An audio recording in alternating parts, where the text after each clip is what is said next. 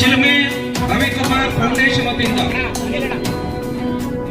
ನಮ್ಮ ಕಚೇರಿಯನ್ನು ಜನಸೇವಾ ಕಚೇರಿಯನ್ನು ಉದ್ಘಾಟನೆ ಮಾಡ್ತಾ ಇದ್ದೀವಿ. ಏಪ್ರಿಲ್ 21 ಸ್ವಾಮೀಜಿಗಳು ಜಾಗ ಇದೆ, ಅಲ್ಲೆಲ್ಲ ಸಂಜೀವಿನಿ ಲಡ್ಡು ಉಟ್ಕೊಂಡು ಬರ್ತಾ ಇದ್ದಾರೆ. ಇದು ಆರೋಗ್ಯಕ್ಕೆ ತುಂಬ ಒಳ್ಳೆಯದು. ಮತ್ತೆ ಇದೊಂದೇ ಅಲ್ಲ, ತುಂಬ ಬಡವರಿಗೆಲ್ಲ ಸಹಾಯ ಮಾಡ್ತಾ ಇದ್ದಾರೆ.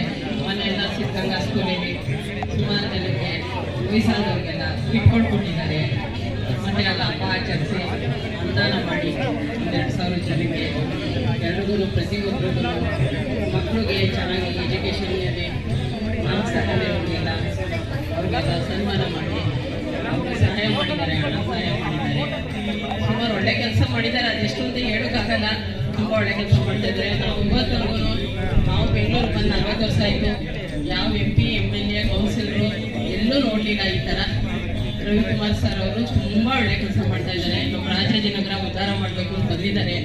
ಆದಷ್ಟು ಮುಂದಿನ ದಿನಗಳಲ್ಲಿ ಎಲ್ಲ ಅವರು ಕೈ ಜೋಡಿಸ್ಬೇಕು ಅಂತ ಎಲ್ಲರನ್ನು ಕೇಳ್ತಾರೆ. ಎಲ್ಲರಿಗೂ ನಮಸ್ಕಾರ. ಇವತ್ತು 47ನೇ ಏನು ವಿದ್ಯಾವರ್ಧಕ ಸಂಜೀವಿನಿ ಲಡ್ಡು ವಿತರಣಾ ಕಾರ್ಯಕ್ರಮವನ್ನು ಚಿಲ್ಮೆ ಫೌಂಡೇಶನ್ ವತಿಯ ಏನು ಮುಖ್ಯಸ್ಥರಾದ ಚಿಲ್ಮೆ ರವಿಕುಮಾರ್ ಅವರು ಹಮ್ಮಿಕೊಂಡಿದ್ದಾರೆ. ಅವರಿಗೆ ನಮ್ಮ ರಾಜಾಜಿನಗರದ ಸಾರ್ವಜನಿಕರ ಪರವಾಗಿ ತುಂಬ ಹೃದಯ ಧನ್ಯವಾದಗಳು ಹಾಗೂ ಅಭಿನಂದನೆಗಳನ್ನು ಸಲ್ಲಿಸ್ತೀನಿ. ಮತ್ತೆ ಈಗಾಗಲೇ ಚಿಲ್ಮೆ ರವಿಕುಮಾರ್ ಫೌಂಡೇಶನ್ ವತಿಯಿಂದ ಪರಿಸರ ಕಾಳಜಿ, ಆರೋಗ್ಯದ ಕಾಳಜಿ, ಮತ್ತೆ ಏನು ಬಡ ಕಾರ್ಮಿಕರ ಪರವಾಗಿ ಹಲವು ಕಾರ್ಯಕ್ರಮಗಳನ್ನು ಹಮ್ಮಿಕೊಂಡಿದ್ದಾರೆ.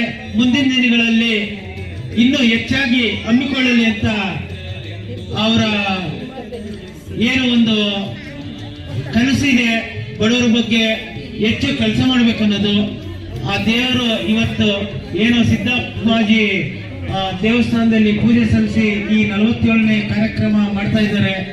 ಮುಂದಿನ ದಿನಗಳಲ್ಲಿ ಇನ್ನೂ 470 ಆಗಲಿ ಅಂತ ನಾನು ಆಶಿಸುತ್ತಾ, ಅವರಿಗೆ ದೇವರು ಎಲ್ಲ ರೀತಿಯಲ್ಲಿ ಮುಂದಿನ ದಿನಗಳಲ್ಲಿ ಒಳ್ಳೇದು ಮಾಡಲಿ ಹಾಗೂ ರಾಜಾಜಿನಗರದ ಸಾರ್ವಜನಿಕರಿಗೂ ಒಳ್ಳೇದಾಗಲಿ ಅಂತ ಆಶಿಸುತ್ತಾ ನನ್ನ ಈ ಭಾಷಣವನ್ನು ಮುಗಿಸ್ತೀನಿ. ಎಲ್ಲರಿಗೂ ನಮಸ್ಕಾರ.